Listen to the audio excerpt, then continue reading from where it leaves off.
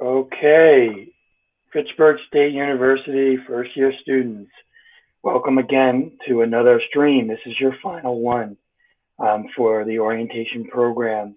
I hope that you found these helpful and that you're participating in them. It's definitely different and hard to be here on the other side and not knowing your audience and who's there. I do get the numbers. I see that many of you are tuning in, and I hope that there are many of you on right now for this really important program. Again, my name is Hank Parkinson. I'm the Associate Dean for Student Development, and I'm excited to be here with you tonight. One of our staff members, Reva Patorti, is on as well, and we're here to support this session. Before I turn it over to our presenters, I just wanted to let you know or remind you that we are recording this, and we will be putting it up on our website for further review if you want to refer back, or if your peers are not on here and missed it, you could always encourage them to go check it out. I also wanted to remind you that we have the Google form for comments and questions. Again, we set this up as a stream, which means you can't directly interact with the presenters, but we are monitoring that form. So put your question and comments in there. We'll get it into the chat to the presenters, and they will certainly answer and respond to them at the end of the presentation, actually.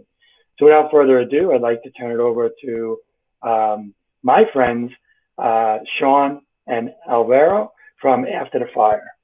All yours, guys. Thanks, Hank.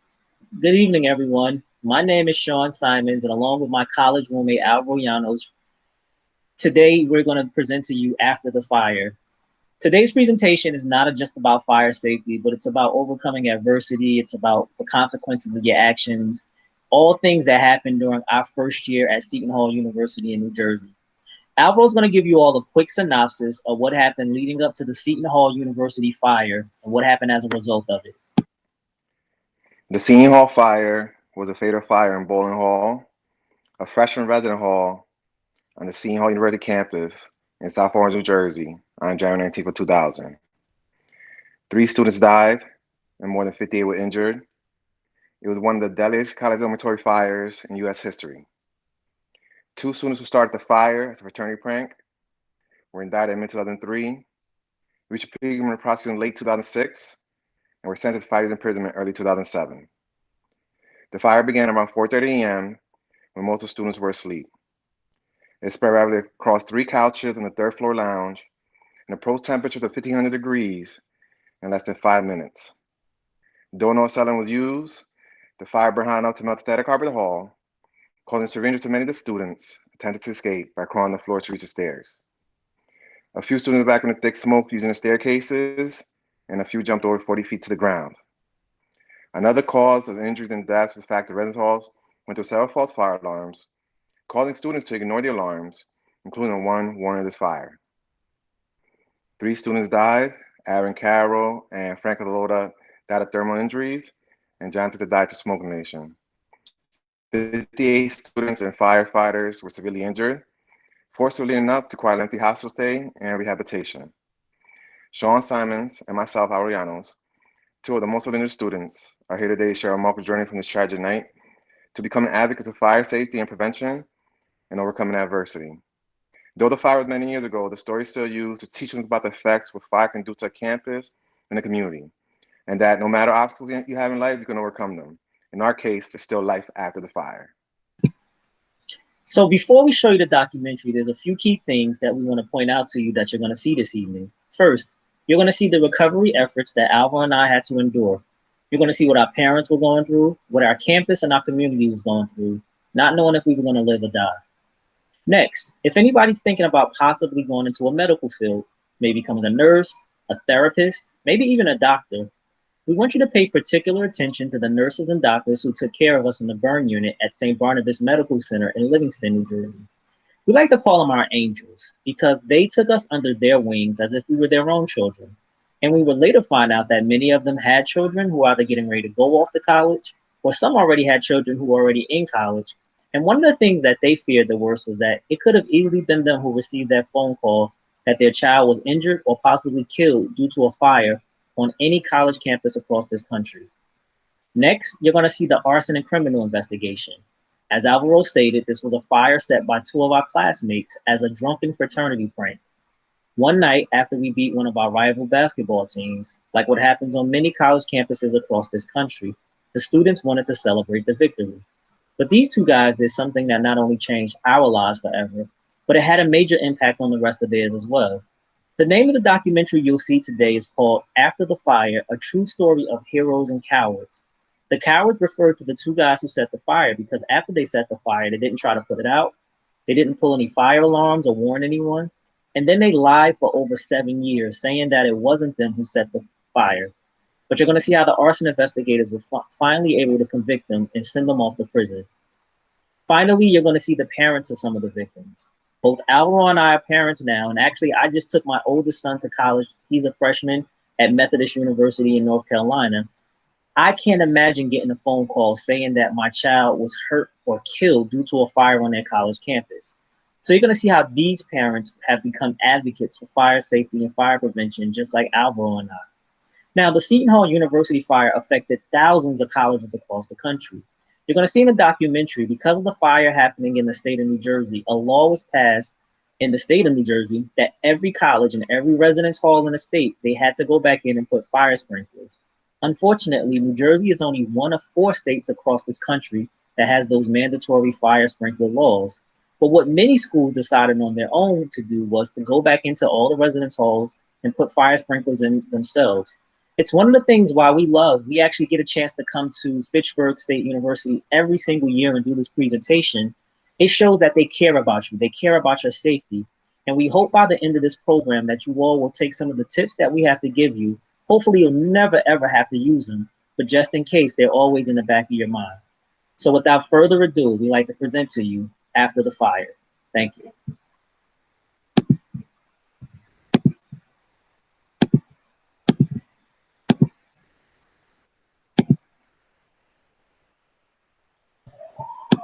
The fire in a freshman dorm of 3 deaths and 54 students to area hospitals. This is a huge tragedy. We don't know a whole lot yet.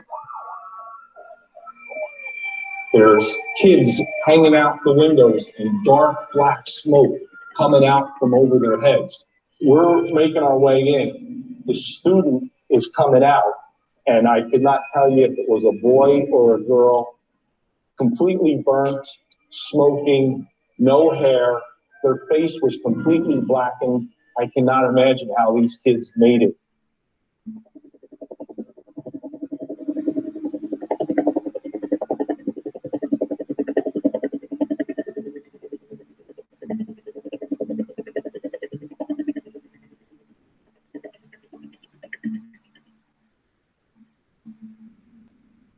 This was the worst catastrophe, the largest scale that St. Barnabas had ever handled.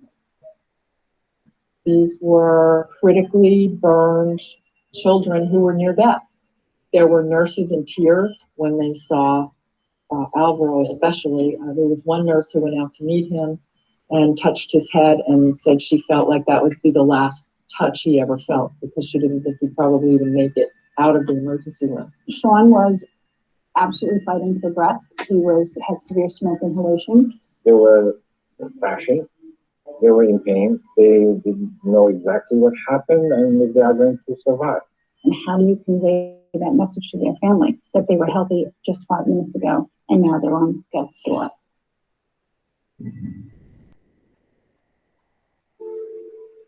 And I'm thinking, once I get up to the hospital, I'm going to see Sean sitting up in a chair with a sheet wrapped around him, waiting to see the doctor. So I'm still not thinking the worst. I'm just thinking that I just got to have time to see him. Mrs. Simons was brought in to see Sean early on before he was wrapped up. He was connected up with all these clothes and everything. But I went over and I started talking to him, but he didn't respond to me. I rubbed his head, and when I rubbed his head, all of the hair just fell off on the pillow, all of his curls, so he had beautiful curly hair. All of a sudden, I started feeling dizzy. They had to put me in the bed for a while and give me medication. I panicked. Yes, I did. Yes, I did.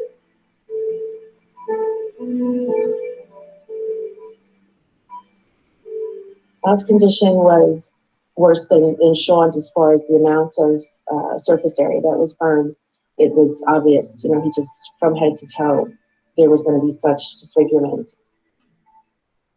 I went in and my mom was like, "You're not going to cry," because he could probably hear us. "You can't cry."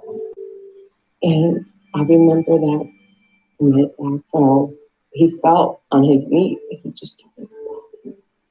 And then I just started sobbing. And then my mom was telling us to please, like, you know, just he could hear us. It was really difficult for me, especially because, you know, it was really hard.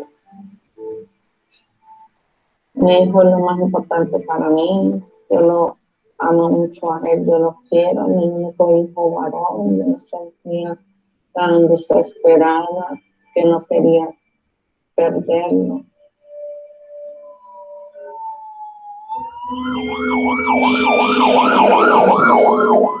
Investigators say the fire started at about 4:30 this morning on the third floor of the commons area of a freshman dorm called Bowling Hall. When you do a fire investigation, you start from the least damage and then you go to the most damage. There were 3 heavily wood frame sofas in that dormitory, and of the 3, the couch on the west wall had heavier burn damage, more charring than either of the other 2. So they worked on the presumption that that was the point of origin, and they began their work there. It was treated like an archaeological excavation, that they remove debris layer by layer, sort and sift each layer as they go. We ruled out a lot of accidental causes. So that left, to me, 2 causes, either a smoldering cigarette or an intentionally set fire. There was a disturbance right before this fire. So I was suspicious immediately. We locked this down. Whoever set this fire, if it was, it would be ours. But we were going to protect this evidence. And we were going to make sure that somebody was going to be held accountable for this.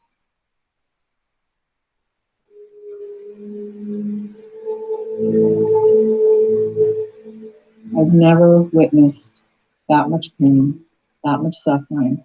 Sean and Alvaro suffered so horribly. The unit was just, it pulsed with pain. It really did.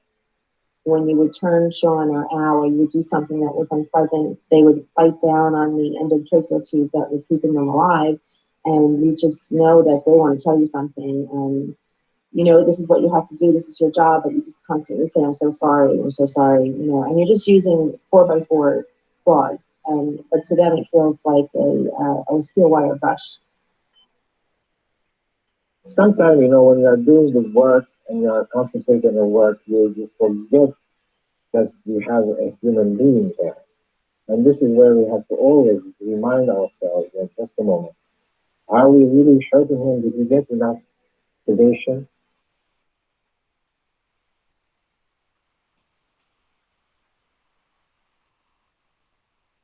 These mothers just would sit by their children's bedside for weeks without knowing whether they were going to watch their child die. You hear all these sounds and everything of the buzzings of everything that's going on and whatnot. And then they would take him out of the room. I would just sit there with that empty space. And I felt helpless.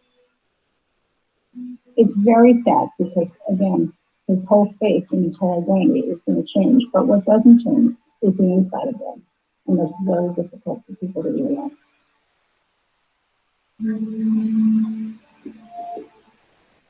It's enormously frustrating to know that a fire that killed 3, injured 56, was set by someone, and you don't know who it is. We had 2 witnesses, both ear witnesses, and they described it as a ripping of paper noise. So we questioned the people what would be the loud tearing noise, and we came to the conclusion that both were bored. And no one was coming forward with any information about who said it. The first real indicator was an interview with one of the defendants. Sean Ryan was one of the students on the floor. He was coming in like everybody else for interviews.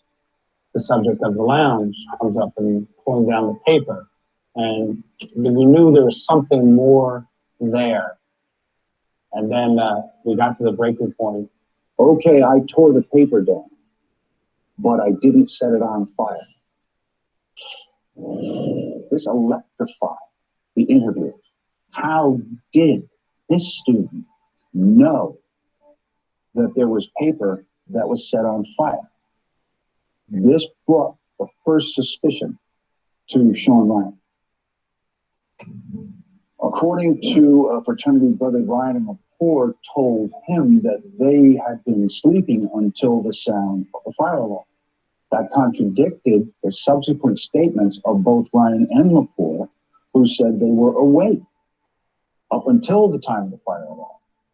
And there was one interesting news interview with Joseph Lepore where he's describing smoke. I see people hanging out of the windows, and there's just a lot of smoke. Whereas anyone else that was anywhere near that fire scene had a face that had been blackened by the sun. You can't even see 10 inches in front of your face. One of the things that went through our head was the gall of this young man actually taking to the camera minutes after participating in that deadly blaze. We also thought it was good evidence that he was lying.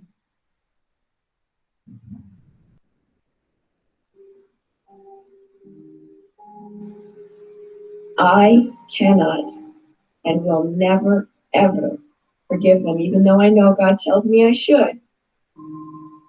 I can't forgive them for taking our son. It's a nightmare that parents don't want to think about. To lose a child is the worst. It was extremely important that they get to the bottom of this, just to know the dedication that they would have to find out who murdered our son was very important.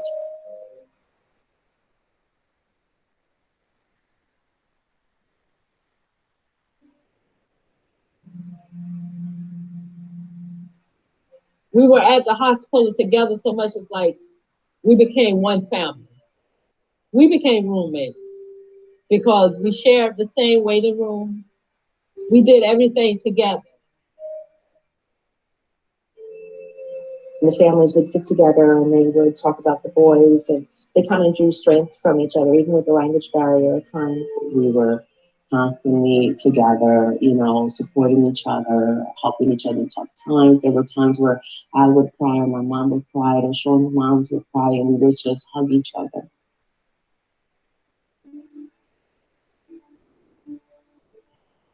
When Sean woke up and he was able to respond to us, I do remember the excitement. I kind of looked around and I'm looking like, hey, where am I? I was very weak, and I saw, a face come into my eyesight, and it was one of the nurses, and she said, you're all right. Knowing that he was almost not going to make it, to now he's going to make it. That is, again, like the 4th of July. It's great day. Now all the nurses can't wait until Christine and Kenny, his parents, walk in. And all the nurses are watching them and saying, "Do we have a surprise for you?" I just screamed. I was so happy. I was just full of tears because that was my Sean. My Sean was back with me.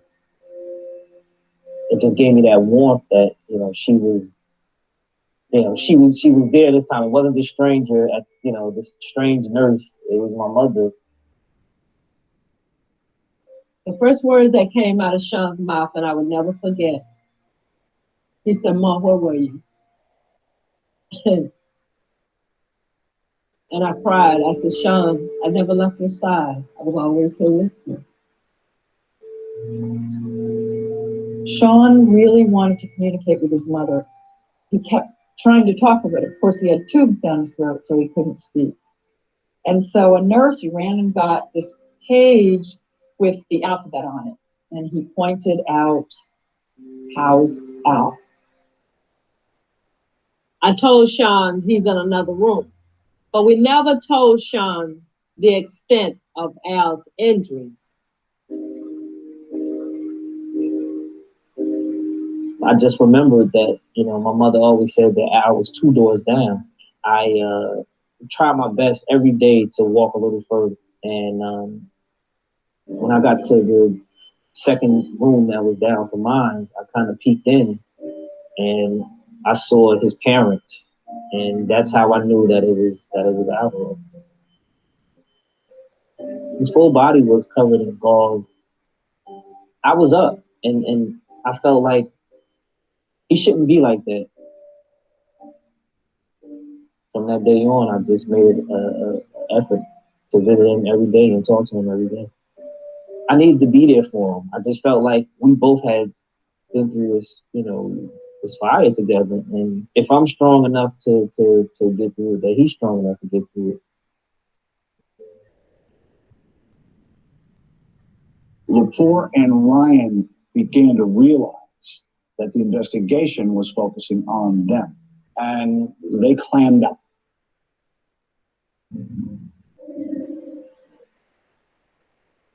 We believed that the fraternity as a body knew more than they were telling us. We believe they walk around with secret knowledge even today, and they'll have to carry that. I was just surprised that they didn't want to help solve a crime that killed 3 people and injured so many more. Don't you want to help? Don't you want to do something? I mean, those are your fellow students.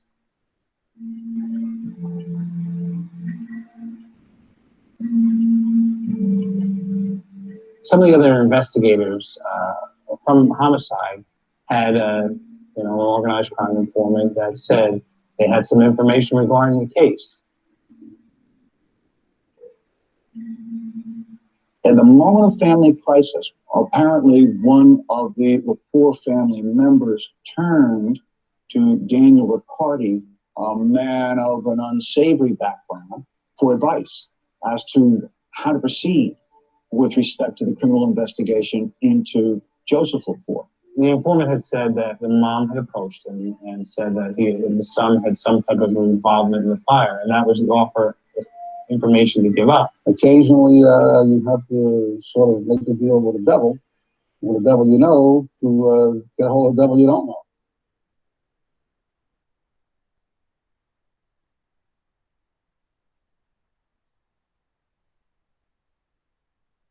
Alvaro was weeks into his recovery, still in a coma, but every day that he lived was hopeful. Matt and I got to the burn unit one morning, and it was as if someone had died. This is a very severe turning point. Alvaro crashed, and he was going into what we call ARDS, which is adult respiratory distress syndrome. The lungs are essentially shutting down. They're telling you they don't want to take air anymore, and he was going to have a massive infection. And temperature is going up to about 105. It's not a good sign. It's we lose patients that have ARDS. It's just an overwhelming assault on the lungs. This was frightening. It was frightening because you had to tell the parents after a very long period of time, he's dying right now in front of us, and we don't know if we can save him. When she found out there was a possibility that he could die, I remember her going home and sobbing, and she was like, I'm always praying to God, asking him to save her son. And I remember that I still kept waiting for my brother to walk through, like, physically, the brother that I was used to seeing. We all sat there, and it was a death watch. It was a death watch. When she thought that he was going to pass away, she told my grandmother. And my grandmother, she took the next flight that she could, and she carried her. My grandmother was a very spiritual person. Very spiritual. Her faith was like unbelievable. She was talking to us in the room, and she said, I don't want you guys to be upset with me, but I made a promise to God. And I asked them to please take my life and spare your brothers. It was weird because the sicker my grandmother seemed like the better my brother's state started to get. She ended up going to the doctor, and they told her that she had pancreatic cancer. And then my grandmother ended up passing away.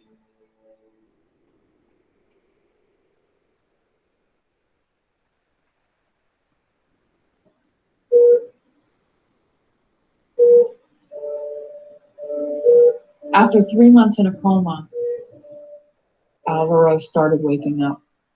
No one expected it.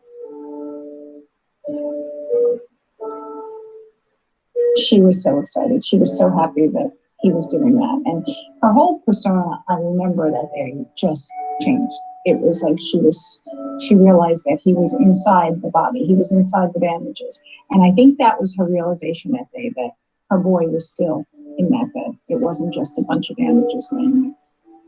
I remember just feeling weak and, everything's blurry. You don't realize what's going on. You're still confused.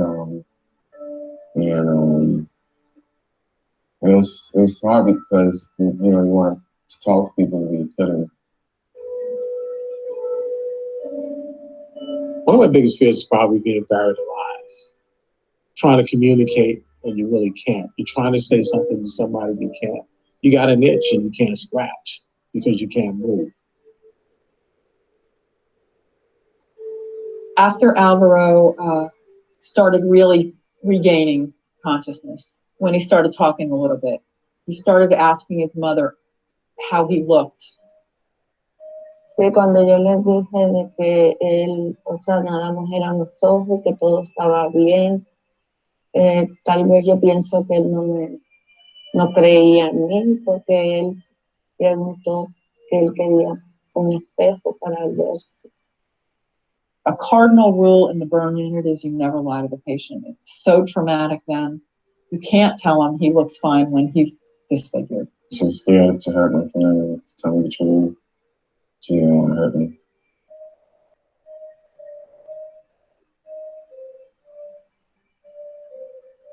It was very depressing. Seeing the bandages and seeing all the bruises and, these weird marks on my face. I was scared that, would this ever improve when I look back to normal, or I'm going to live like this for the rest of my life. It was emotional, and as a tear dropped down from his eyes. It was tough. It was tough for him. It was tough for his parents. It was tough for everybody. I took off my mask at that point in time. I said, look, the same thing has happened to me. And I think that was a comforting, sight for him to see. He showed me his scars. That showed me how his scars healed and how he was doing much better. It's incredible because we share so much now, and we'll always be bonded for life. We're always going to be survivors. And it's something that I never want to give up.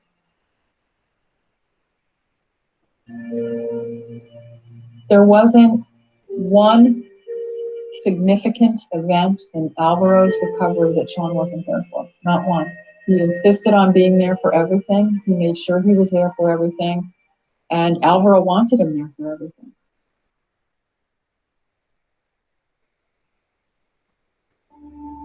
We knew we were on the right track. All signs were pointing to these two guys, that they were the ones who did it. All those little pieces of the puzzle were put together, presented to the grand jury. Grand jury indicted based on the evidence we presented, and then we, in turn, got arrest warrants. I had personally been following the report from about 4 o'clock in the morning. On this particular day, because of the report of the movements of the poor going from bank to bank to bank, the suspicion was that he was gathering money to flee. He panicked and went down a dead end. He tried to flee and, in fact, ran the police car. It was a relief for a little bit, but we knew the difficult amount was coming, and that was to convict him and get him to trial. For that brief second, hey, we got him.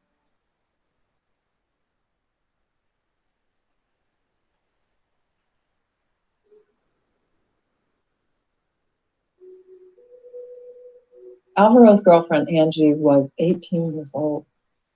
He was her first real boyfriend. She was his first girlfriend. They were very much in love, young kids in love. Angie was a saint for Alan, and they made a beautiful couple. It was tough, but she was there. She definitely showed her commitment. if you know, a tear fell from his eye, she was there to wipe it. I think it was a part of his recovery as well. We all were worried about Angie because this was a young girl who's dating this boy, and she had to realize the extent of his injuries and that he had a long road ahead of him.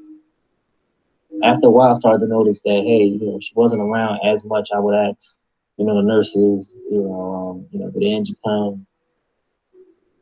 One day she finally just said, I'm a kid. I'm trying to live a life, and I'm here in this horrible place watching my boyfriend die. I can't do it anymore.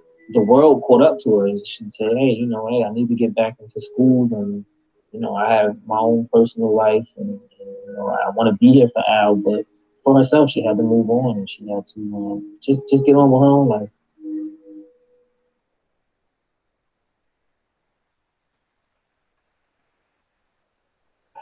Birthday to you. Happy birthday, dear. Happy birthday to you. It was Alvaro's 19th birthday in May while he was in the hospital. I guess just knowing that we were actually able to celebrate his birthday, like it actually happened. He woke up and we're actually celebrating his birthday. It was just very emotional. It was a point in his life where it was almost like he was starting over again. Everybody was out in the waiting room, so, you know, I went to his room, and when I was in the room, he was in there writing. And I can still see his handwriting was shaking. But he wrote, Sean, you are a good friend. It was one of the craziest feelings I ever felt. I mean, it just was so hard, felt, and I knew it was, sincere, and it just showed that the bond that me and Al had was a true bond. Having been there, made it easier for me in the process. He gave me a lot of strength, and he'd been through all the situations I've been through. He was ahead of me recovery-wise. And just watching him that he was getting back to normal strong, helped me get stronger and motivated that to get back to normal life like he was back to his. And it was probably the best day he had in the burn unit up to that point, except that Angie was there. And it was the end of their relationship. Después llegó Angie, estaba hablando con Sean, pero yo estaba un poco brava porque Angie tampoco se le acercaba así a él. There were so many people around, but the focus was on him and Angie, and she was kept to the back. Only Sean joined her to try to make her feel better. His family isolated her, and she was very, very upset. And she finally she started crying, and she waded through the crowd and leaned over to Alvaro, and she said, you can see what your family's doing, can't you? And he said, I know you're leaving. And she said, I have to go. She literally fled to the elevator, and he started crying because he said that was really what he wanted more than anything was to spend time with her. She was gone. When she left, you could see the pain in his face, and his tears started to come out. He could see her moving away. And he told her, I really don't want to have you around because it's distracting to me in my recovery. So you don't need to come anymore. And the only reason he did that was to let her go, to be kind to her.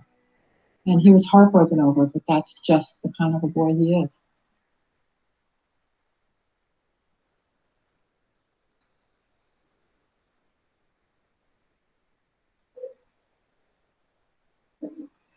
It was hard when I first came home, trying to, get back to normal life. Everything was so hard. You feel like you're in a different body.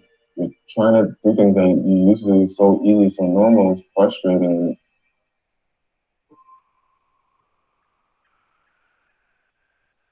When you don't look like you used to look, the question is going to always be is, how will people accept me?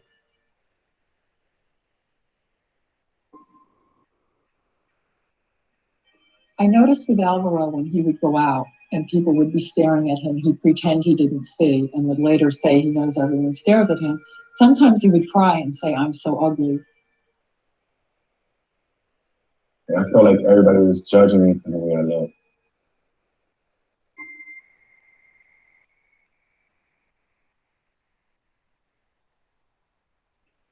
Sean actually gave him strength and gave him hope. And when my brother was down, he was there for him and he would tell him not to give up. Just having him on the side was good for me. And even though sometimes we don't see each other all the time, but when we do see each other, we have this connection and we just, it's like a magnet. We just attract each other. And it feels good to have this kind of family.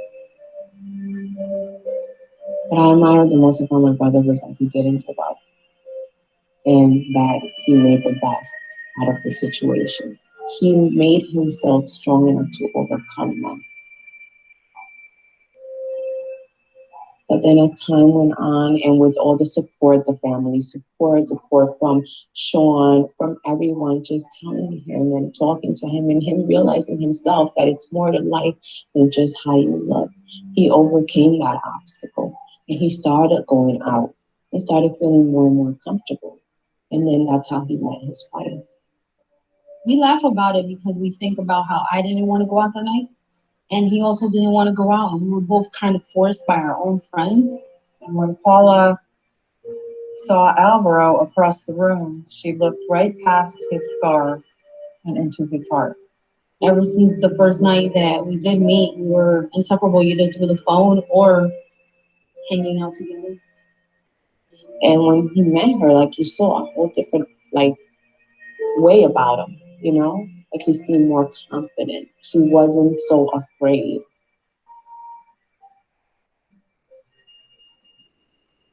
The indictments were felony murder, aggravated arson, conspiracy, witness tampering.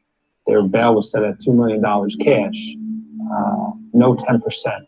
They would treat the litigation when they would come into the courtroom like they were at a sports bar, laughing, joking, mocking out court officers, which I interpreted to just be denial that this is real at all.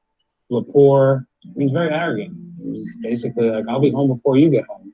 And it wasn't until they saw the jury that their attitudes changed and they became grave. And shortly after that, they approached us with a plea that included state prison time.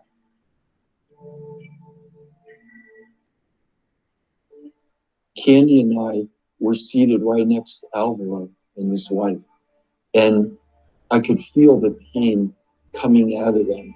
Al could not even get up to make his own statement. His wife read it for him. And our hearts were just bleeding for him. My name is Paula. I'm reading this. My husband wrote it. These 7 years have been hard for my family and I. This tragedy has given me many obstacles to overcome. It wasn't for the pain family doesn't have me. I don't want to know.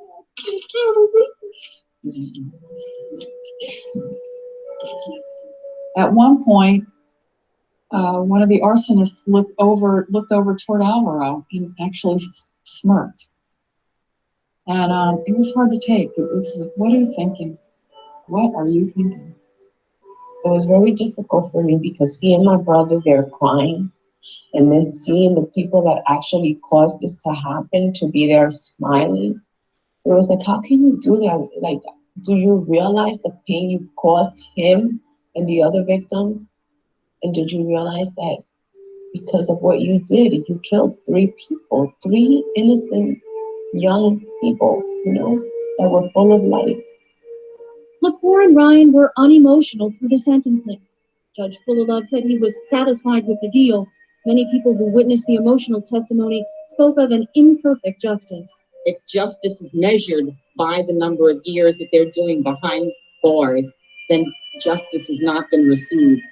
The reality is we have an imperfect system that we work with, and that I am very, very satisfied to see them walk away handcuffed to jail, and that is a positive result given what we have here.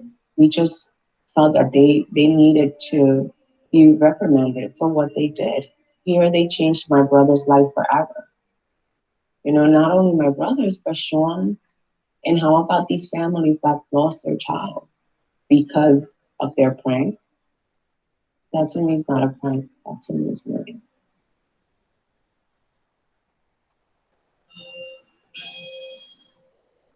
When they erected the bell tower and those three bells who represent Aaron, Frank, and John, that's a perpetual memory. That's an everlasting memory that will be there for them. The Remember Stone in front of Boland Hall, it goes to the extent of remembering all of the victims.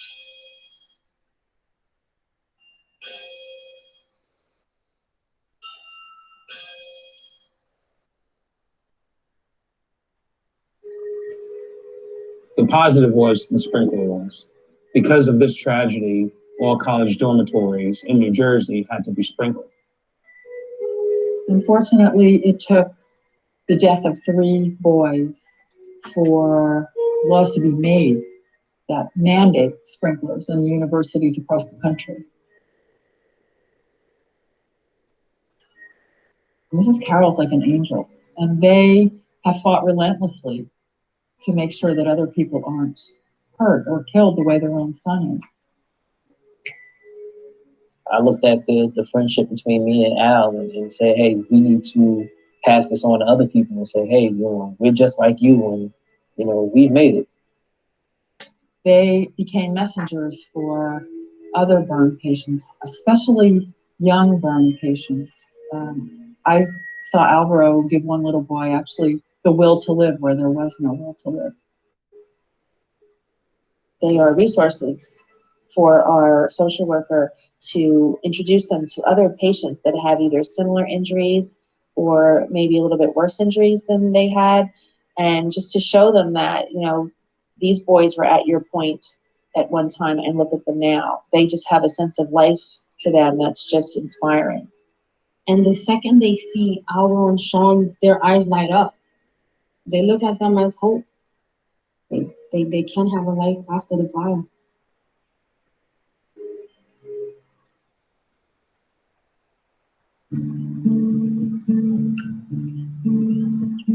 Sean and Alvaro chose to get through this, and as a result, they have better lives now than they did somehow before the fire. I'm happy again and have a great life, 2 beautiful kids, and beautiful wife, and I'm living a normal life. I try not to regret or look back at the past and dwell on the past because I have a future and just keep fighting forward. We became bigger men than we probably would have been without it.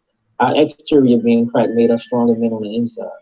There's no reason why we can't go through anything else in life and not be able to, you know, get through it. There's a saying that I relate with my brother. It's saying, my story has no value if no one can hear it.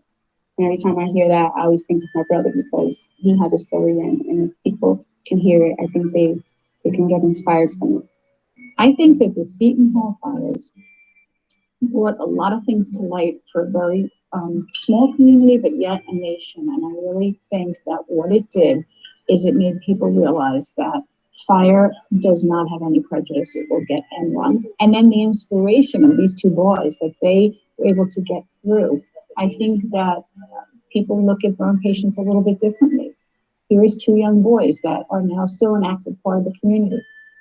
It absolutely affected everyone. It showed everyone you have to pull together in tragedy. And I think that's what our community did.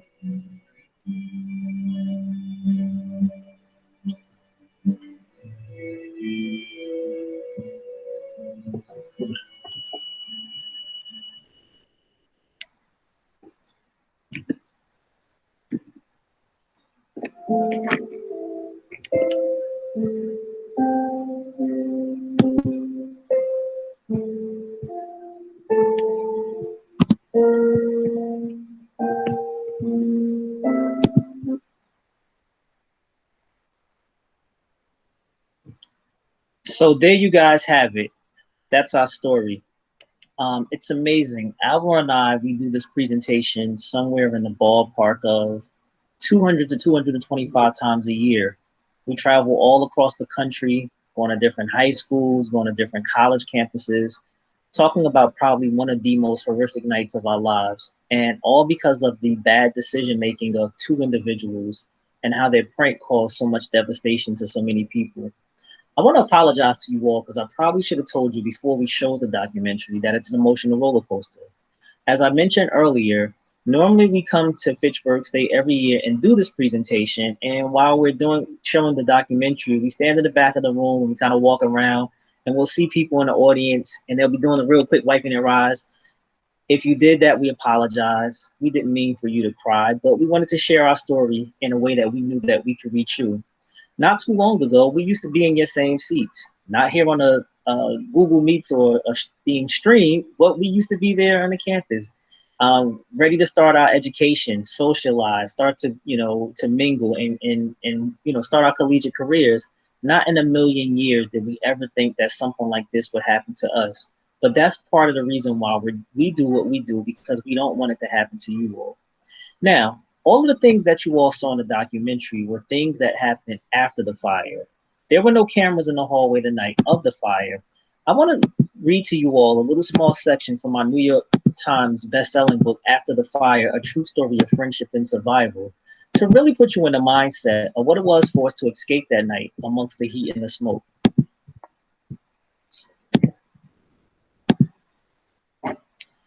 Sean Simons was a light sleeper. Sometimes all it took was the rustling sound of his roommate to awaken him. Not surprisingly, the well and fire alarm nearly shook him out of his skin. Sean shot up out of his bed. Not again, he said, half angry, half bewildered, peering at the glowing green numbers on his bedside alarm clock. It was 4:30 in the morning and one of the coldest Januaries on record in northern New Jersey. He had gotten about 45 minutes of sleep, and his toughest class was scheduled to begin in just 4 hours.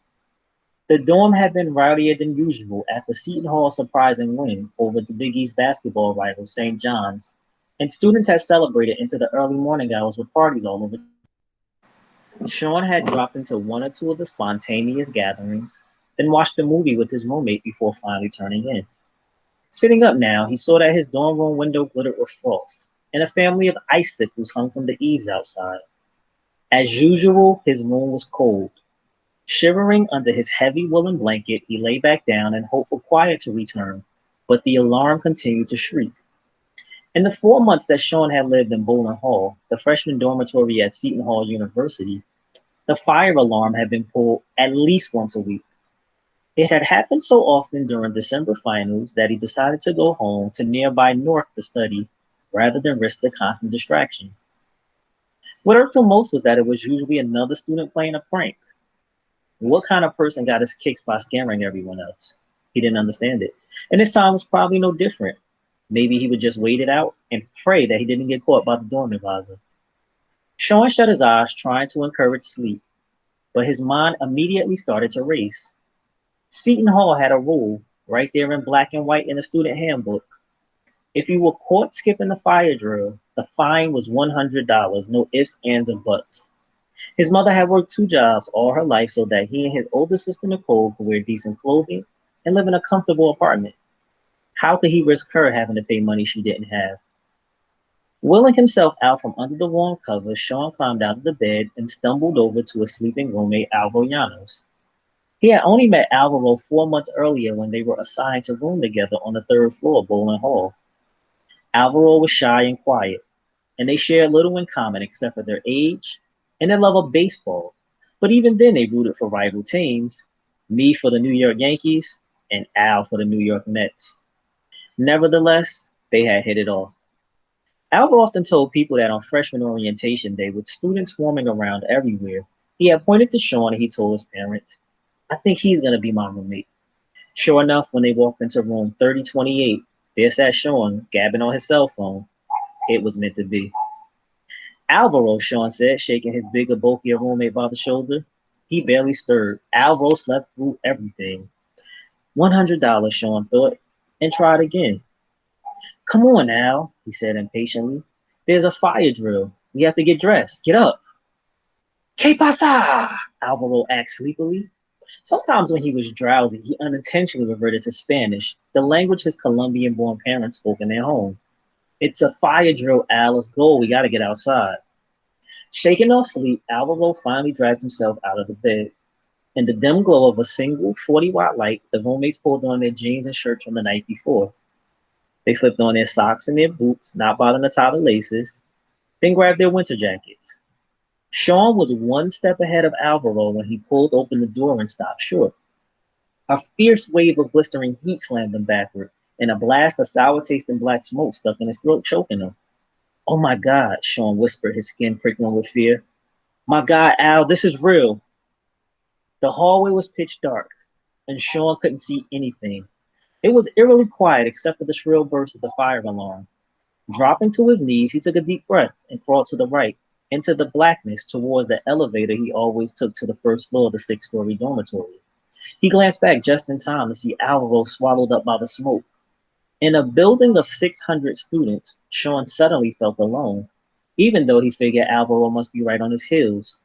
He pressed blindly forward on his hands and knees, squeezing his eyes tight, his chest about to explode from holding his breath too long.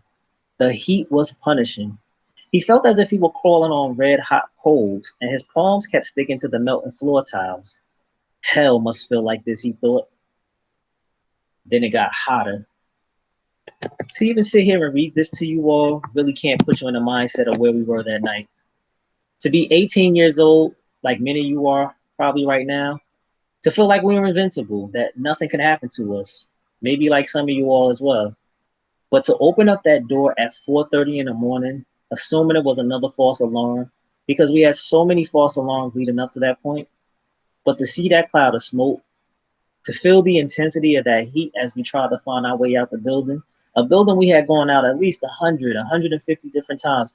Now, all of a sudden, we were in a foreign place. You literally could not even see your hands in front of your face. And you all saw in the documentary what it was like for us to go through the burn recovery process. Being a burn survivor is one of the most painful, gruesome, it's a long and tedious process that we go through. And that's our purpose for doing this program. Believe me, we are not trying to scare you all by any means. We want you to have the best times of your life while you're living in the residence halls there at Fitchburg State. But we want you to be safe. So for all of you all who are living there on campus, you probably already received some notice from Housing and Residence Life or from Public Safety asking you not to bring certain things into your residence hall. And we always like to show this list of things that most college campuses ask you not to bring. Now, of course, you look at the list, certain things are obvious. You know, you can't have things like space heaters in your room. You can't have certain types of certain campuses, you can't have microwave ovens or certain types of refrigerators or certain types of electrical appliances. No matter how much you want to set the mood in your room or you want to have it smell good, you can't have incense, you can't have candles in your room. They're not trying to make your life an inconvenience. I promise you this. They're trying to prevent something like what happened to us happen to you. Yes, our fire was an arson fire, but it could have easily been someone smoking. It could have been a cooking fire, which is actually the #1 cause of fires on most college campuses. It could even have been electrical fire. There are so many different ways that fires can happen and have the same type of results. But ultimately, it's up to all of us to prevent these things from happening. Being 18 at the time, first time away from home, first taste of independence, we never thought we'd be fighting for our lives tonight. Fire, safety in general wasn't a party on our list. We were worried about going to class or when's the next party. And in Sean's case, we were all the free food. We were 18 trying to have a good time. At this age, you think you know everything. Whatever information we received from the RAs, administrators, went through one ear and read out the other. And we weren't prepared for this night. Our parents sent us away to get education. They thought we were in the safest place possible. Sean and I, we thought we left our toughest times behind us. Sean and I grew up in tough neighborhoods. And it was a struggle trying to make it out these neighborhoods, especially growing up, losing friends to the streets, to drugs and violence. We could easily went down the wrong path. But our dream was to get education. And we thought we finally made it. But this night changed our lives forever. And I remember this night like it was yesterday. Sean trying to wake me up at 4:30 in the morning. It was cold outside. We didn't want to go out to that cold weather. So we took our time. We became complacent. We thought another false alarm like the previous ones. And we didn't expect the darkness that was waiting for us behind those doors. And as soon as we opened that door and saw that cloud of smoke, our adrenaline was pumping. And our first instinct, you learn as kids, you see smoke, you get on your hands and knees and try to find a way out. So that's what we did. We got on our hands and knees and try to find a way out, but we fell prisoners to routine.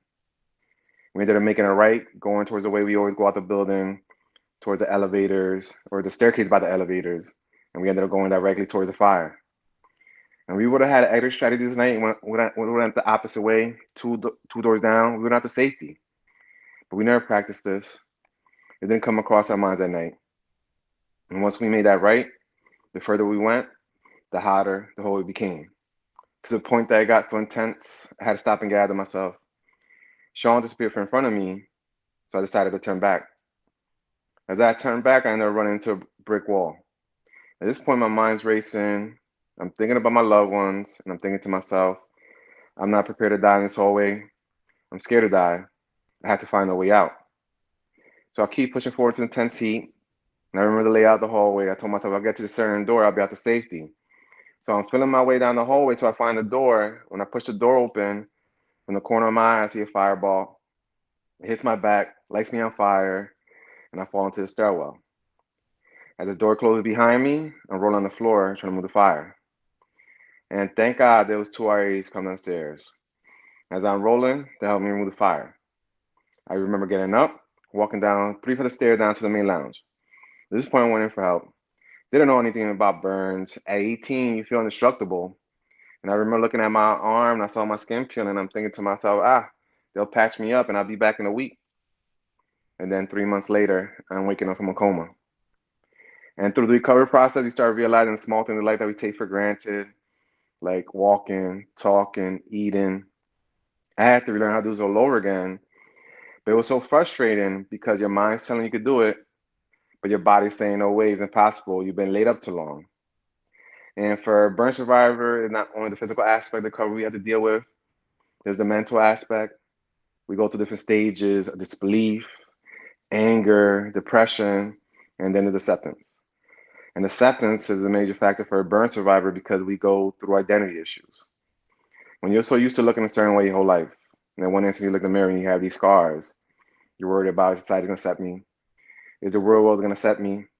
Especially nowadays, we live in a superficial society. But I started to realize before society could accept me, I had to learn to accept myself. I had to learn to love myself. And we all need to learn how to love ourselves a little bit more. Because our scars, our flaws, our imperfections don't define who we are. Everything's in our heart. Everything that we overcome defines who we are. And dealing with my identity issues is probably the toughest part of recovery. But I look back and realize those were the character building days. My goal was always try to stay positive and have confidence. Even to this day, when I look in the mirror, I tell myself, damn, I make these scars look good. And that comes from the support system we had. We had an amazing support system where our families, friends, and medical staff, they inspired us to live, and now we're living to inspire. Through this journey, we could either give up, we could either put our heads down, try to be victims, but we decided to keep our heads high and be survivors. We knew these tough days weren't here to stay, they were here to pass. And we realized with faith and patience, you can overcome any obstacle when you do everything in your power. For a while, we struggled, wondering why this happened to us, what was our purpose? And there's a quote I love to use is your purpose may not be a passion, become passionate about your purpose. So our purpose, our passion, our goal is to share our story. And if we can inspire one person, that means the world to us. So in the documentary, you see that the major focus is on Alvaro and I. What we normally do during our program, though, is we like to give some tips on some things that we learn along our journey. And the first tip I always like to start off with is actually something that I learned from a firefighter many years ago. He told me about something he does every single time he goes into a hotel. He says he goes to his room, he puts his bags down, and then he walks out into the hallway. And when he walks into the hallway, he says he walks all the way down to the right till he can't go any further, and then he walks back to his room. And then he walks all the way down to the left till he can't go any further, and then he walks back to his room. As he's walking up and down the hall, what he's doing is he's counting the number of doors from where his room is to where the emergency exit or the stairwells are on both ends of the hall. He said that way, especially if the fire alarm goes off, now he knows which direction is quicker for him to exit to get out the building. And remember, when the fire alarm goes off, you always want to evacuate as quickly as possible, and you never ever want to use the elevator. You want to get to the nearest stairwell and evacuate that way. But he said, think back to your fire. He said, remember, you couldn't see anything because of all that thick black smoke that was in the air. So fire is not like how it looks on TV, where it's this beautiful orange glow and you can see people running around. Fire is not like that. It's completely dark. It's completely black. And of course, remember as kids, if there is smoke, you always want to get as low to the ground because you're going to have more oxygen there. But if you're crawling on the ground and there's a lot of smoke, you may not be able to see the exit sign that's above the door. So because of the number of doors that he counted earlier in the evening, as he's crawling on the wall, as he's crawling on the floor, he can feel on the wall the number of doors he passes. And once he gets to that last door, he should be able to push it open and get out to safety. And I sat there and I thought, wow, how simple is that? If someone would have gave us that little bit of information when we first started at Seton Hall, maybe the night of our fire, instead of us crawling out of our room and going 4 doors to the right the way we always went out the building, if we would have simply made a left that night, 2 doors the opposite way, there was another exit that we could have gone out of. But we had never gone that way, and no one had ever taught us to go that way. So I strictly urge every single one of you all, the next time you leave out of your room and you're heading to maybe the cafeteria or you're heading to class, count the number of doors from where your room is to where the exit is, and then walk down the hall and go the opposite way. Count the number of doors going that way as well. Start familiarizing yourself with your exits, which actually leads to my next tip. One of the things that we want to break our audience out the mold of doing is the door that you came in is not necessarily the quickest and safest door for you to go out of. Now, most of the times when you go into a place, you're going to go in the front door and you're probably going to leave out that same front door. Think about if you go into a restaurant or you go into a movie theater, you're probably going to enter the same way and you're going to leave out the same way. But we want you to take a couple of minutes, a couple of seconds actually, when you go into any space and look around and see what different exits are. Now, like I said, Alvaro and I, we do a lot of these presentations a year. We do, like I said, well over 200 presentations a year. And we do a lot of traveling all over the country. And though I love Alvaro like he's my brother, I see Alvaro more than I see my wife sometimes. And that's a little disappointing. Now, for both Alvaro and I, we still live in New Jersey, but we live about 45 minutes away from each other, but we both live about 30 minutes away from New York City. So when we come home, me and my wife, we like to go out. We'll go out to New York and we'll have dinner and then maybe go to a lounge or go to a bar and dance. My wife loves dancing. And you all are at this point now where you're going to start going to more and more parties. You're going to go out a little bit more. And you've probably noticed this already. And it's the weirdest thing in the world. Like, you ever been to a party and you realize, like, why does everybody have to dance right dead in the middle of the floor? Like, people think the music is better there, or do they think it's a spotlight? They just, they got to be the center of attention. It's the weirdest thing because you can dance anywhere, but people always kind of migrate to the middle. But ask my wife, and she's super embarrassed by this story, but she's not home from work yet, so she can't hear it right now. But ask my wife right now where we dance at if we go to a nightclub or we go to a lounge. We dance by the exit door. Anything pop off, we getting out of here real quick. We live our lives a little bit more extreme than the average person does because of what we've gone through.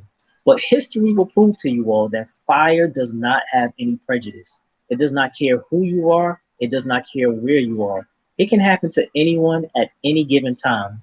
Most of the times when you hear about fires, you hear about them happening in people's homes. Tonight, we gave you all the perfect example of a fire that happened on a college campus.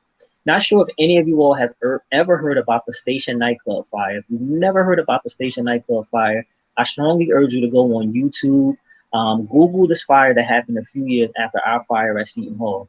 So there were about 400 people going to this nightclub to see one of their favorite bands play. Now, what the band did during the end of their sets was they would always set off these pyrotechnics. Now, pyrotechnics are sort of like these firework flare type things. So the band had no idea that the club owner had received complaints from people in the community saying that the music was too loud.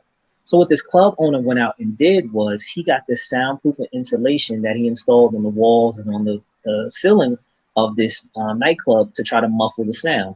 But the soundproof insulation he installed wasn't fire retardant. I guess he figured, hey, there will never be a fire in here, so what's the big deal?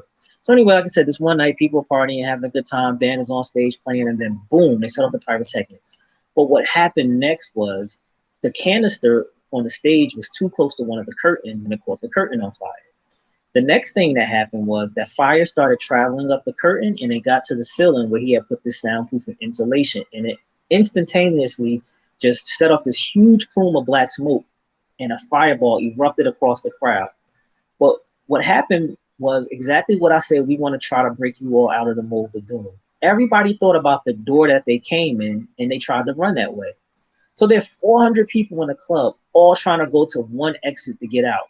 There was pandemonium. People started pushing each other, tripping over each other. They ended up getting stuck at the door because there were so many people trying to go out of one door at one time. Out of the 400 people who went to that nightclub that night, 100 people died in that fire. 100 people died because they couldn't get out the club quick enough. And if you look in the video, you will actually see that there were other exits inside of the building, but no one had paid attention to them. So the next time you go into your favorite restaurant and you sit down at your table and you pick up your menu, take a couple of seconds, look around the perimeter, notice the door that you came in, but also notice that there are other doors that you can go out of. Same thing, like I said, even in the movie theater, most times you're going to come in from the lobby, you're going to go to your seat, you're going to sit down when the movie's over, you're going to go out back through the lobby. But I guarantee you, if you look down by where the screen is, there will be an exit sign because there will be exit doors. Now, one of the last things that we want to talk about before we open it up to you all for any questions that you may have. I know you all are just moving in on campus, but one of the things that we have to talk about, you all please, inside of your residence halls, you're not prohibited to smoke. So one of the things that happens on a lot of college campuses, a lot of reasons why students get written up or have violations or have to go to student conduct is because they cover up the smoke detectors. Please, whatever you all do, do not cover up your smoke detectors with anything. Do not tamper with the smoke detectors. That is your first line of defense, that if there is something going on, some smoke is coming, it's going to alert you. You please do not tamper with those. And then when you even go home, on whether you go home on the weekends or whether you go home at the end of the semester, make sure that you have working smoke detectors. Make sure that they're not covered up or that you haven't taken the batteries out of them. If you're hearing it chirp, that means your battery needs to be changed. Please, it takes a few seconds to do this. Like I said, make sure you have working smoking alarms and do not cover them up and do not take the batteries out of them. The other thing you want to be mindful of, especially like I said, after you leave campus, some of you may not want to go back home. You may decide next year you want to maybe rent out an apartment with some friends or move into, a place with some friends or even get your own place. Please be mindful, whatever place that you all are going into, that it has at least 2 ways to get out. I know for us here in New Jersey, a lot of people work in New York City, but they can't afford to live in New York City. So what people will do here in New Jersey is they'll actually rent out their basements or their attic apartments to get some extra income. But a lot of those places aren't technically safe because they don't have 2 ways to get out. I know for a lot of times, like for me personally, my basement in my house, I do have 2 ways to get out, but I actually went to my mother's house not too long ago, and I went in her basement. I hadn't been in the basement in a few years, and I realized that there was only one way to get up from the basement. And most people say, well, all right, if you're in the basement and there's a fire, you can always crawl through a window. Not sure about the windows in the basements of your home, but I know the windows in the basement of my house, probably like this big, and can't most people fit out of them. So take that into consideration. Same thing about living in an attic apartment. A lot of times, if you don't have a fire escape coming from one of the windows, most of attic apartments do have maybe one window, and you can, use that as a secondary exit if you have to. But actually, a girl came up to us not too long ago when we were doing a presentation, and she said she lived in an attic apartment, but she only had the one way to get down, but she did have a window in the apartment. And she said, well, if there's a fire and I can't go down the stairs, I should be able to survive if I jump out the window, right? I said, well, it all depends on what's below, how far the jump is. Like, if you have no other option, that's the way you just have to go. But I said, let me ask you this one question, especially because you live in an attic apartment. Does it get really hot up there? And she said, yes, it gets really, really hot up there. And I said, well, how do you cool off? She said, oh, well, my dad came and he put a air conditioner in the window for me. And I said, well, how did your dad secure the air conditioner in the window? So she looked at me kind of strange. She said, I think he did it with like nails and screws so it wouldn't fall out. So I said, all right, here's the scenario. There's a fire downstairs on the first or the second floor. There's all this smoke pouring up the stairs. You can't go down that way. Now you're starting to panic. Do you think you're going to have enough time to find a screwdriver to take out the screws or to be able to take out the nails? Do you think you might even be strong enough that you can actually kick the air conditioner through the window and then jump out? So take that into consideration. Like I said, our purpose for doing this program is not to scare anyone. We want to be able to show you all that there are incidents that do happen on college campuses. The biggest thing is trying to prevent things like such as like cooking or smoking, those types of things, because we don't want to ever hear any other cases of students being hurt because of fire on their college campus. So we hope that you all took some of the tips that we gave you today. Like I said earlier in the presentation, I hope you never ever have to use any of these. But we just also want to let you know that a lot of the tips that we apply to that apply to fire are applied to any emergency situation. You know, you always want to be mindful of when you're going into a place, you know, of where exits are, because there could be a shooting, there could be a fight, there could be any type of emergency situation. And you have to always think about your safety. How are you going to be able to survive? How are you going to be able to get out of a place? And a lot of times that all depends on what your emergency plan is. So, you know, have a plan. In most places, like I said, you don't have to stress about it. You don't have to go in details about it, but we want you to be aware of your surroundings because we want you to be safe. So at this point in time, we want to open it up for any questions. Al and I are a complete open book. As you all see, we gave you all the insight into our, you know, everything that happened to us the last 20 years or so. So we want to be able to answer any questions that you may have, whether it's a question related to anything you saw in the documentary, any personal questions, questions about our recovery, questions about the guys who set the fire, anything about us going back to school, even any fire safety related questions, we can assist you with those as well. If there are any questions pertaining to things focused at Fitchburg State, we do have people on the line who can answer those questions for you as well. So I believe that questions have to be directed through Google Form or something like that. If I'm Yeah, not correct. mistaken. Yep, we're monitoring the Google form. You all have that link. We sent out a reminder link today, this afternoon. So if you have some questions, we'll pause here. Go ahead and put them in there, and then Reba and I will ask you. Actually, so it might be easier at this point just to read them. One question came in: is what percentage of your bodies were burned? Great question. So for me, I was burned on about 15% of my body. I was burned on both of my hands. I had third-degree burns. I had to have skin graft surgery. I had to have additional surgery to save 4 of my fingers because they were so badly burned. And then I had first and second degrees burns on my face and my head. For me, my body, I was burned 56% of my body from the waist up, third-degree burns. Because of my injuries, it took me much longer to recover. Of course, I was in a coma for 3 months. My first stay in the hospital was 9 months. Then I was in and out of the hospital for about 5 years and had to have over 30 surgeries during that process.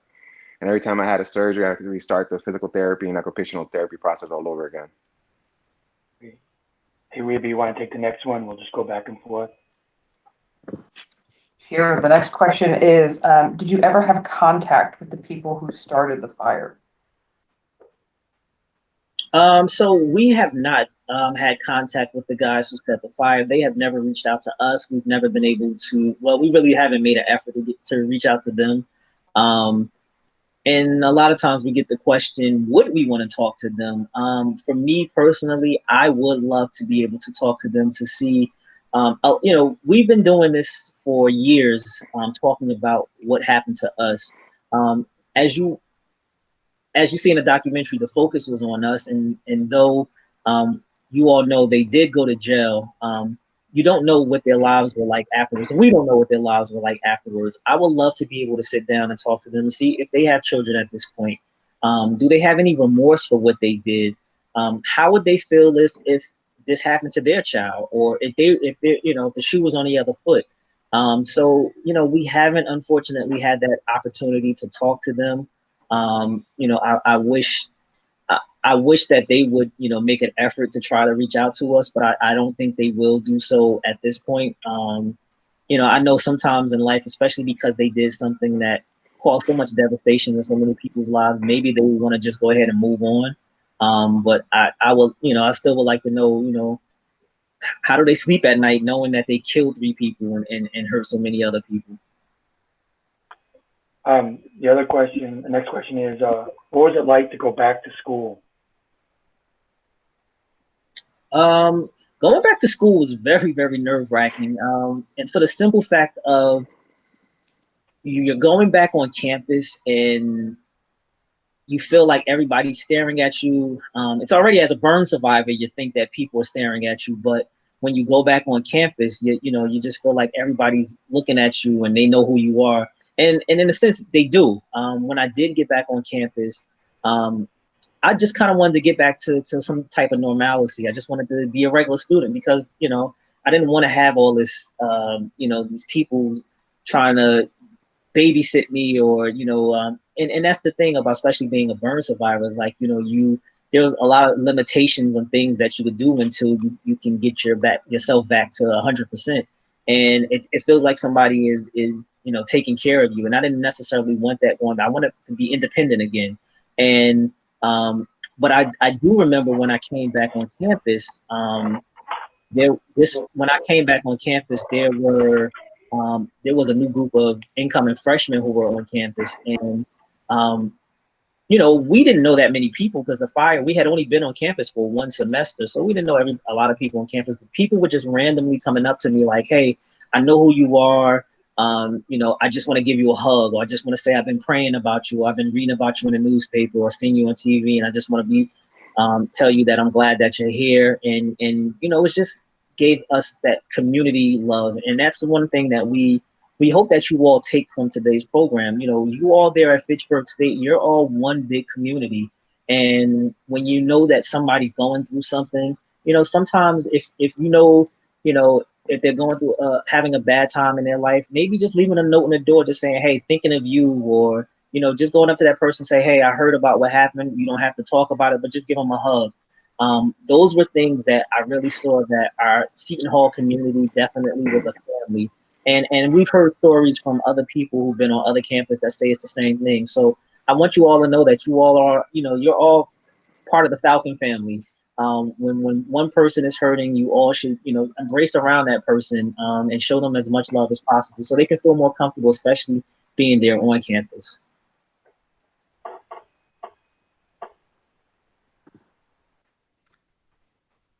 Okay. Another question is, do you ever still have moments of anxiety or unrestful feelings about what you went through, or has kind of enough time passed now where you're able to kind of get through that? We think so much time has passed by. We're fortunate enough that we don't have to deal with PTSD. And I think came from as well that helped us during the process is when we were going through the recovery process. It was a reporter that was following us for about 9 months, and during the recovery, she would ask us intimate questions of how we were feeling, what we were going through, and we were able to, answer those questions. And I think that was very therapeutic for us, being able to share our feelings and how we were feeling at every moment for those 9 months. Came a long way, helped us the whole way through the recovery, especially mentally. And I think mentally is probably the toughest part when you're going through this recovery. And us just sharing, our testimony every time going on stage and doing the Q&A, with everyone that's in the audience, that helps the healing process as well. Yeah, luckily we didn't have any nightmares. We're not afraid of fire. So it's a lot of things that I think, like Alvaro said, we were talking about it, and a lot of times in people's lives, when they go through a tragic situation, they kind of want to sweep it under the rug and they don't want to talk about it. They feel like, it brings back bad memories. I think because we talked about it so much, we were able to overcome it and, get it out, where a lot of people sometimes bottle up their feelings and it haunts them sometimes for the rest of their lives. Next question is, how many years did the arsonist get to go to jail? The two arsonists, they ended up taking a 5-year plea deal, And within the 5 years, one of the guys did 32 months and the other one did 28 months for good behavior. So of course they're out right now. I know everybody's always disappointed the amount of time they receive. The thing is, arson is so tough to prove because, of course, all your evidence gets burnt up in the fire. Unless the prosecutor has substantial evidence, somebody saw them do it, they were caught on camera, or they admitted themselves that they started the fire. There was a big chance if we went to trial, it would be got thrown out of court and they wouldn't do time at all. So the family decided at least let's take the 5 years and at least we know they did some time. The next question is, it says, what was the main thing that you held on to keep you going or that helps keep you going? I guess kind of take it in whatever context that means to you. Yeah. Well, for me personally, you know, of course, our support system went a long way, but what got me through this was my faith. I think when you're going through something tragic, faith is important. Having hope is important that things are going to get better. Sometimes we don't see the light at the end of the tunnel, and we need that faith and hope that things are going to get better. And you got to keep pushing forward. And that what mostly helped me through the recovery. Just keeping the faith that things were going to get better. I think for me, one of the biggest things, besides having, you know, faith and was that I didn't want to necessarily become dependent on anyone. And what I mean by that is, when we were going through our therapy process, there were a lot of things that we couldn't do on our own. You know, for us having skin grafts, and skin grafting is where they take a layer of skin from a different part of your body and they attach it to the part that was burned. But what happens with that skin is it wants to constrict and tighten up. So for me, like when I got the skin grafts on my hands wanted to stay like this, you know. So you can't function in life if you can't move your hands, you know, bend your fingers and things. So that was a lot of therapy that had to be done, almost a whole year worth of occupational therapy to learn how to get those fine motor skills back. Like I couldn't hold the toothbrush to brush my teeth or fork to feed myself or button up my zipper or you know, the little things in life that you're so accustomed to doing. You had to learn how to do all those things over again. And I think I had a fear of not being able to do those things and being dependent, reliant on someone to have to do certain things for me. And I didn't want to necessarily be considered a handicap or have my life handicapped because of that. So I think that strong determination of I want to be able to get my independency back was definitely one of the factors that pushed me to say, you know what, I can't give up on therapy. I have to do, you know, I have to do everything that they're telling me to do. While even it was very painful and there were times where you really wanted to give up, we had to always, you know, think about that. We had to think about, I don't want to necessarily have someone doing everything for me for the rest of my life. Great. Hey, well, I've seen this program many a times. I didn't hear you guys talk about, I always find a fascinating part of your story is that RA that I believe went back in to help, or right? I don't think that came up tonight for some reason. So tonight, and so what Hank is referring to. So normally when we come on campus, we show a longer version of the documentary. Oh, that's what it was. Okay, that's what it is. So tonight we showed you all a shortened version, just because it's virtual. We do a little shortened version, but there were actually two other people who were severely burned in the fire. So there was a guy named Tommy Puglisi, who was another freshman student who actually lost his roommate in the fire. His roommate was Frank Catabalota. But then there also was a RA, Dana Christmas, who was burned in the fire. And Dana's story is unique because Dana did everything that you're not supposed to do if there is a fire. And what that means is, if you hear a fire alarm go off and there is a fire, you want to evacuate the building as quickly as possible. Whether you're a student, whether you're an RA, you all are not trained. You don't have the gear to, you know, be going up and down the hallway. And even with Dana, in all of her training as a RA, she was taught, hey, if there is a real fire, you know, you can yell to people as you're exiting the building, but don't risk yourself. And she did the complete opposite. She put her life on the line by running up and down the hallway. Now, one of the things that happened at Seton Hall, and it happens on a lot of college campuses across the country, is there were a lot of false alarms where people would either maliciously pull the fire alarms, or the alarms would go off for some reason. And it got to the point where people got so complacent that we didn't leave our room sometimes when the fire alarms were going off.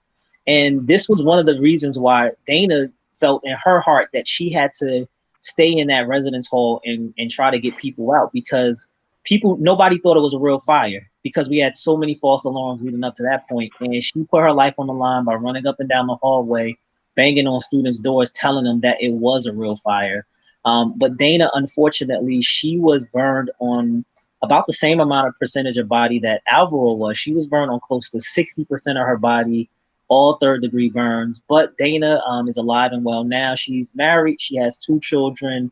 And Dana not only completed her master's at Seton Hall, she ended up going back and getting her doctorate from Seton Hall. So Dana is a true hero for what she did that night, because she possibly saved even more students on our floor from being hurt or even killed.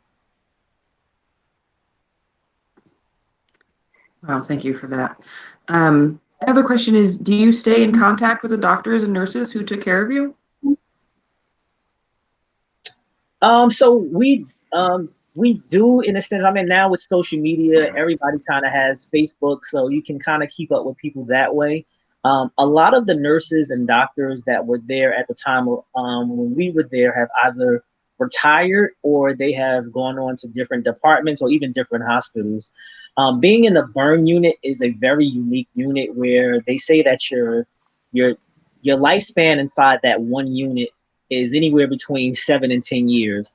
And a lot of that is because of the amount of death that they see coming in. A lot of people who actually make it to the burn unit don't make it out. Depending on the percentage of your body that's burned, depending on the amount of smoke inhalation, that's actually the biggest thing that kills a lot of people, is because of the damage that happens to your lungs and to your internal organs. It just kind of shuts everything down and you can't necessarily recuperate. So there's a lot of death inside the burn unit, and a lot of times those people just say they need to transfer out of there, because it's not just, it's all ages. Like, there are stories where people say they have rocked babies to their death because they just couldn't make it.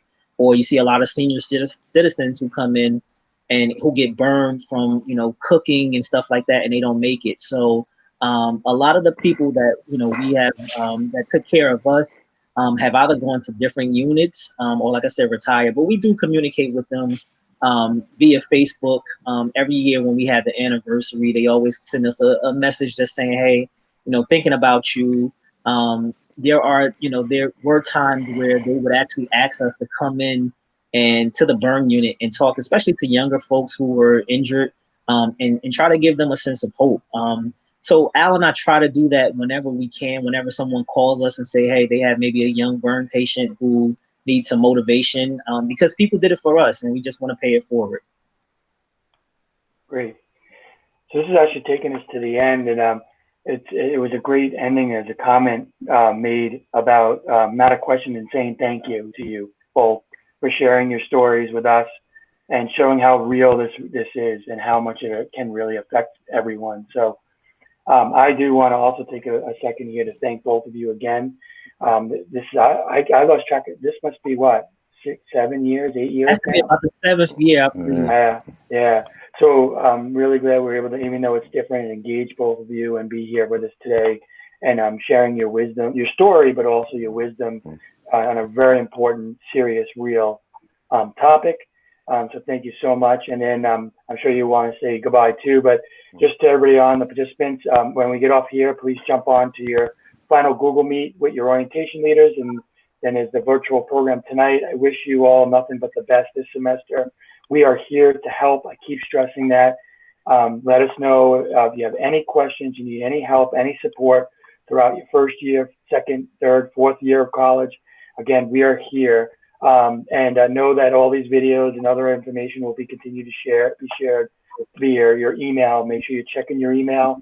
That is the best way we're going to communicate with you with different opportunities on campus and important information. So thank you all so much. And Sean, Al, thank you. I don't know if you want to say goodbye and have a close. If we could get 1 second so we want to let everyone know, and I'm going to share my screen here real quick, that normally when we come to campus, like Hank said, we do a big program and a couple of hundred people inside the auditorium, and we get the opportunity to meet people after the program, which of course we can't do now because of COVID-19. We can't come there on campus, but normally we get the opportunity to, take pictures with people. 1 second, what's up?